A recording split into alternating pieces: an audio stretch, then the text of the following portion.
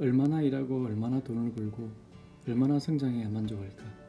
우리가 원하는 것은 정말 우리가 필요로 하는 것일까? 안녕하세요. 쓸모있는 정보 읽어드리는 마틴입니다. 오늘은 현대인, 특히 한국인에게 필요한 책 한 권 소개할 겁니다. 제목은 얼마나 있어야 충분한가?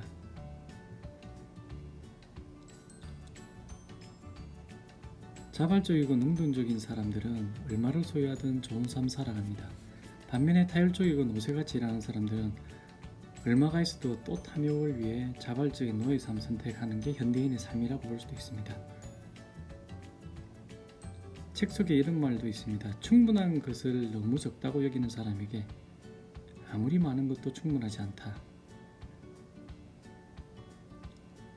이 책은 이미 유럽과 미국에 큰 호응을 얻었고요. 한국 사회도 지식인층에는 호응을 얻었습니다.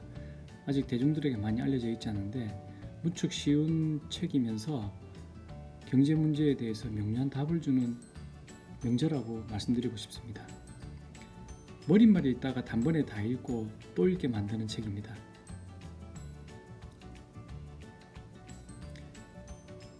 사실 이 책은 지금 한국 사회에 정말 유용한 책이라는 생각이 듭니다. 책 속 35페이지 내용을 차분하게 읽어드리겠습니다. 듣고 나시면 아 하고 공감하실 겁니다. 한국 사회 속 가구 부동산 광풍 부작용이 지금까지 이어지고 있습니다. 어떤 사람이 병들어 있는지 느낄 것입니다. 필요가 아니라 중독된 병적인 상태라는 것 단번에 느끼게 되실 수도 있습니다. 책 35페이지 내용 읽어드리겠습니다. 이미 집을 3채 소유하고 있는 어떤 사람이 아무리 절박하게 4번째 집을 갖고 싶어 한다고 해도 그럴 때는 그가 심각한 고통을 겪고 있다고 말하지 않는다. 대개 그는 충분히 가졌다고 말할 텐데 그 말은 필요를 충족시킬 만하다는 뜻이다. 고양이나 인형을 가지려는 욕구가 도저히 통제할 수 없이 커지는 경우처럼 끝없는 욕구가 악명높게 표출되는 경우는 대개 정상이 아니라 병적인 상태로 받아들인다. 심리학자도 그렇지만 경제학자들은 신경증을 당연시 여기는 경향이 있다. 본래 우리에게는 자신의 욕구를 필요에 맞춰 한정하는 능력이 있다. 문제는 경제적인 화폐 경제가 우리에게 계속 더 많이 원하라고 압력을 가한다는 것이다. 어떠세요? 지금 한국 사회가 너무나 맞아떨어지지 않습니까?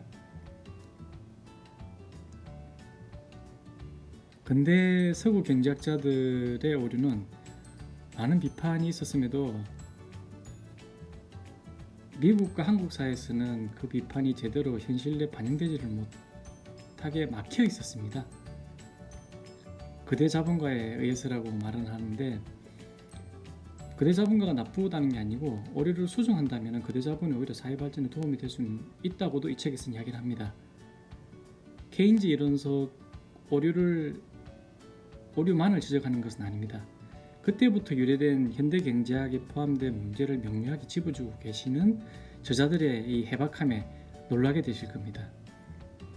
문장이 되게 쉽습니다. 어려운 경제 용어도 많이 등장하지 않고요.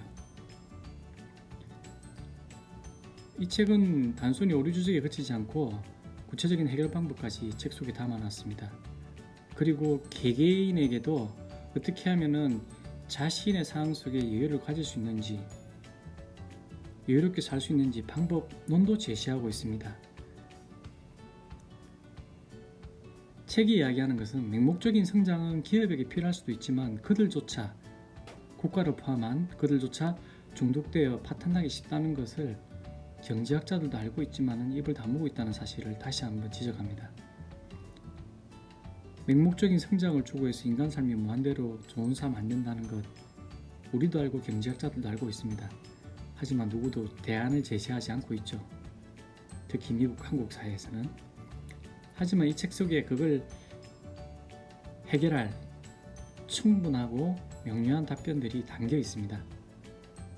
무엇을 위한 성장인지, 무엇의 성장인지 꼭 한번 읽어보시길 권해드립니다.